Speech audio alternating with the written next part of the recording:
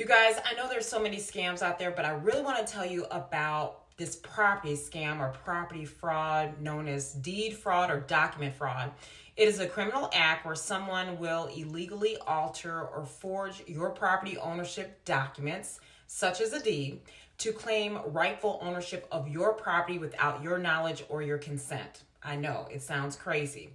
And what these people want to do is their intent is to sell your property or take out loans against your property for their own personal gain.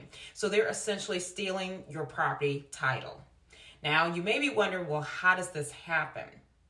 A lot of times these fraudulent people will forge your signature. They may use you as a false identity. They'll manipulate your legal documents to make it appear as if they are the rightful owner of your property.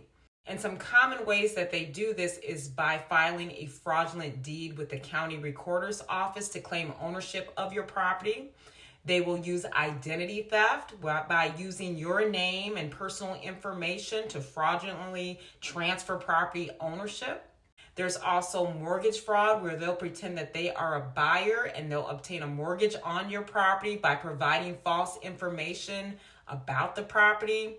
There's also heir fraud where they'll pretend to be a legal heir of a deceased property owner to sell the property without the knowledge of the other rightful heirs. It's insane, I know. So you got to be careful about vulnerable properties. These are properties that may be vacant or properties that have unclear ownership records, and these people really tend to target the elderly.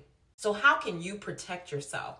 You can sign up for a property fraud alert service through your county recorder's office to receive notifications when any activity occurs on your property records. And I always say to always check your property records periodically to review your property deeds and other documents to identify any suspicious activity.